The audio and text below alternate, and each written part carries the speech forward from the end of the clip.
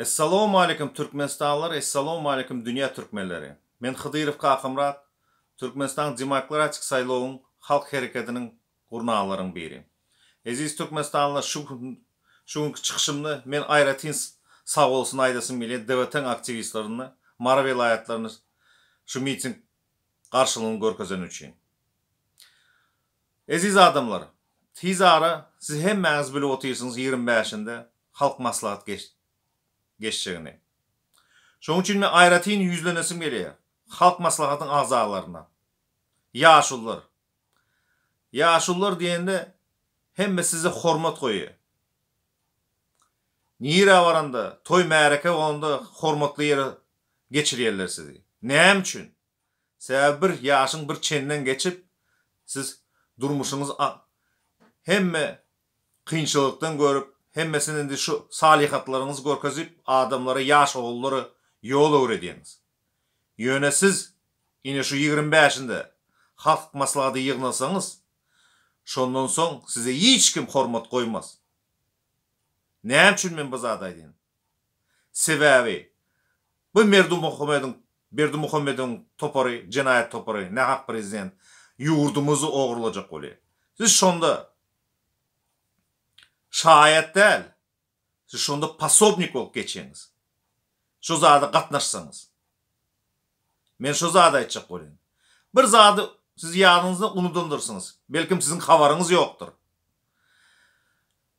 Sapar Tilki Taşuz vilayetini halk maslahatı geçirdi. Sadullar Özmed'in ovasında. Şondan bir kuş öňünden Sadullar Özmed bütün Taşuz vilayetin yaşullarını yığnadı. 12 sanım, 13 sanı göle soyup. Nahar vermenke yaşullara o yüzleniye. Adamlar hemmemiz biz pensiyamızdan geçeyli. Bizim hemmemizin çağları var. Koy bizim çağlarımız baksın diye. Şu anda bütün Taşuz vilayetin yaşulları turup geçtiler, çıktılar. Bir duzundan dağıtma. Näme diýenin alamatlar? Yaşullara şolara hormat goýulýar. Sebäbi yaşullar öz diýeni bilen öz nemesi var. Aýtjak diýeni bilen bolup ýörler. Başga bilen diýeni bilen ýören aklar. Şondan indi häzir seredin Sadullar Özmedi kim tanap etýär? Aradan çıkan soň oğlundan cinayet işi çektiler. Indi men siz halk maslahatynyň agzalaryna aýdyn. Siz şu zada gatnaşsanız, sizin hem sonunuz erwet olur. Men şu zada aýtjak bolup otyryn size. Siz öýüňizden çıkyp bilmersiniz. Sebäp kiçik çağdan başlap ulukon adam aýdarlar size halk döňegi diýip. Türkmen halkyň döňegi diýip. Utanjyňyzdan çıkyp bilmän özüňiz içiňize alyp ölersiniz. Holuňyz bolsa häli gowy. Holun içinde ödüp meşgullanıp görürsünüz. Etajda yaşasınız çıkıp bilmem şu tayda çürek gidersiniz. Men sizi şu zada aytacak oluyor.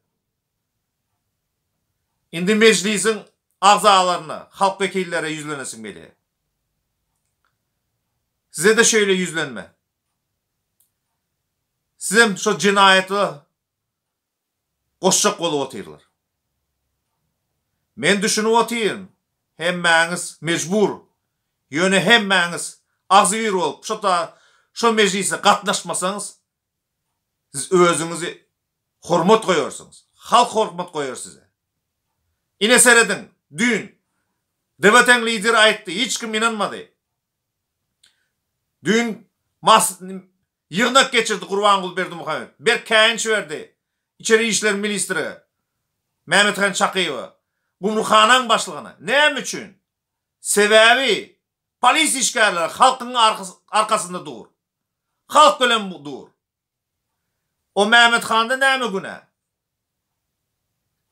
Oň işgärleri halkyň arkasında. Sebäbi halk olar saýlady. Olar düşünüp otyr. Halksız hökümet bolup bilmez. Yurt bolup bilmez. Şonu ýadyňyzdan çykarmaň. Meclisin agzalary.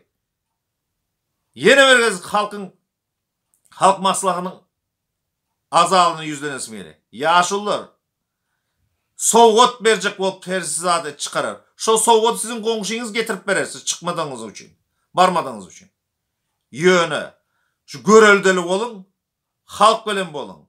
Şoň üçin size haýyş edýän. Dewlete diýende biz hemme her elmedam sizin arkaňyzda bolup durarys. Esasy ýaşullaryň arkasynda durar. Siz şo zatlar etseňiz.